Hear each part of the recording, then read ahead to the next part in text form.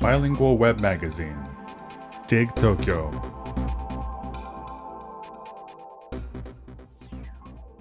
Cinema and Theater 9. KAZOO's SNS Eigojutsu Movie Corner 5. Reflections on Incredibles 2 and my interview with Brad Bird. 1. Prologue. For this interview, instead of our usual spot, the Ritz-Carlton Tokyo atop Tokyo Midtown in Roppongi, I headed over to the Peninsula Tokyo, which sits across from Hibiya Park and has a view of the Imperial Palace. The hotel is operated by the Hong Kong and Shanghai hotels, and is the only peninsula hotel in Japan. It was a very hot day, and I tend to sweat a lot, so I decided it would be a good idea to carry my wardrobe in a garment bag and change at the hotel.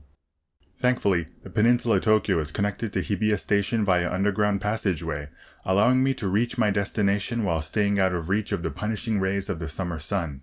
There are 2 exits for the Peninsula Tokyo, A6 and A7. As A6 will bring you to the hotel parking lot, I recommend A7. The restroom near the lobby at the Peninsula Tokyo is spacious, with high ceilings and large mirrors, a significantly more luxurious setting for a wardrobe change than my cramped apartment. It was fitting, as I was there to do an interview for a superhero film. Changing in a hotel bathroom put me in the mindset of Clark Kent, Superman. 2. About Incredibles 2. There are some interesting defining characteristics that come to light when you compare animated films from the West to Japanese anime. In American animation, characters are either drawn like their comic book counterparts, as realistically as possible, or in a truly comical fashion that accentuates their physical features. In Japanese animation, on the other hand, characters have oversized, baby-like faces with huge eyes and a small nose and mouth. They are presented in a super deformed art style, their faces especially. And that's just the tip of the iceberg in terms of stylistic differences. But the biggest difference is perhaps the intended audience. It seems to me that American animation is chiefly a medium for children, while Japanese anime is made with both children and adult audiences in mind. In this regard, as a work of American animation, Incredibles 2 feels to me like a bit of a special case. Its main themes include child-rearing and women with careers, both adult-oriented topics, and it was refreshingly American that the film didn't try to break down those themes into something one-dimensional and easy to consume. On the whole, I would say adults will enjoy this film more than children. And there is one action scene in particular, near the middle of the film, which feels like it came straight out of a horror film. It was so genuinely scary that even in my superhero-fatigued cynicism, I thought, even just for a split second, that the protagonist's life was truly in danger. The charm of this film is that it doesn't set out to cater to kids.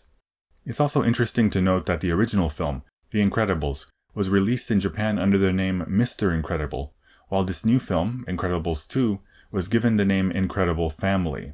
As I watched an English-language screener and paid only minimal attention to the subtitles, I cannot say how the film is being presented for Japanese audiences. However, I do think it is telling that they didn't go with the obvious title Mrs. Incredible for this film.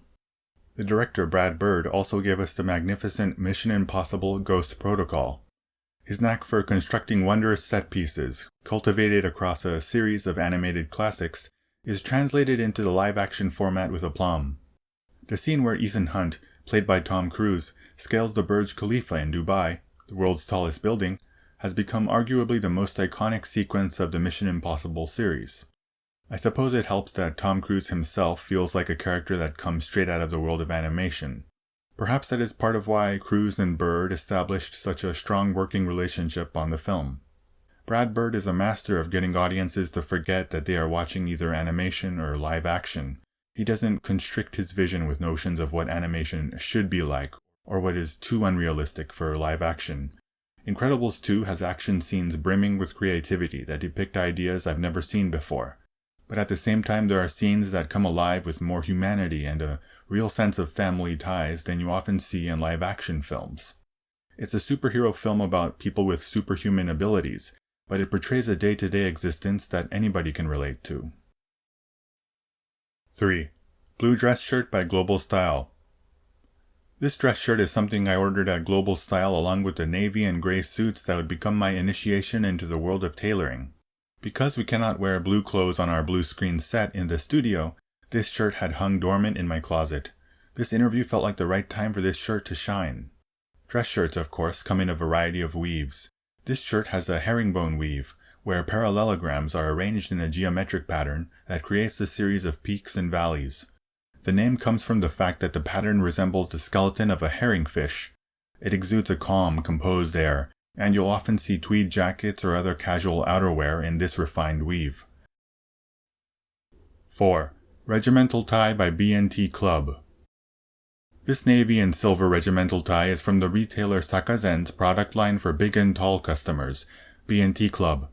For that reason, it's a bit longer than the standard length ties you usually find at stores in Japan. A few years ago, at a time when I hardly had an occasion to wear a suit, I was invited to a friend's wedding. In need of an affordable necktie on the double, I hustled over to Sakazen's Shibuya store and settled on this one. In Japan, plain white neckties have long been the tie for weddings, but lately people have taken to adopting a slightly more playful and stylish wardrobe. These days, silver neckties have become a common sight. For this interview, it also made sense because the peninsula of Tokyo has a gorgeous interior. This tie helped me feel like I belonged there, amid all the luxury on display. 5. Metal cufflinks by MFYS Jewelry. 6. Black suit by GlobalStyle. 7. Black socks by Isetan Men. 8. Wingtip shoes by Regal. 9. M27 glasses by 49s.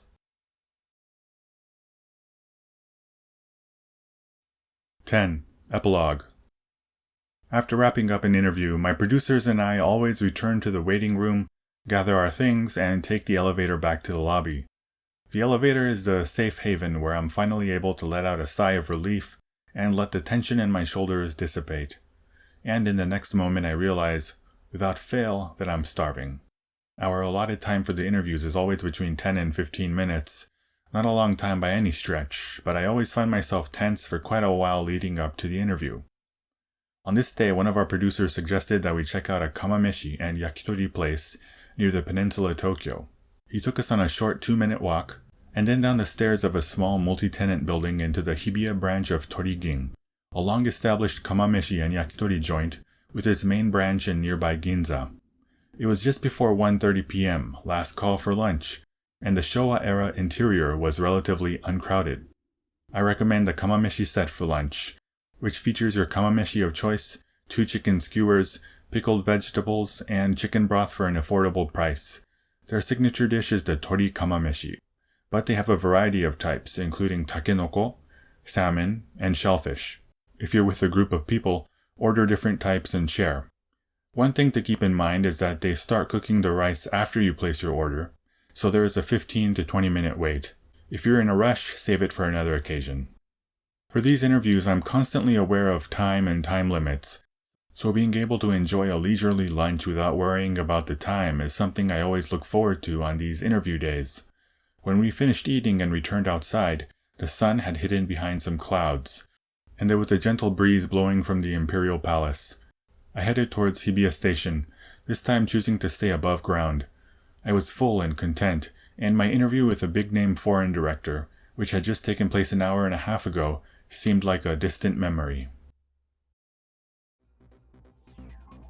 Cinema and Theater 9. KAZOO's SNS Eigojutsu Movie Corner 5. Reflections on Incredibles 2 and my interview with Brad Bird.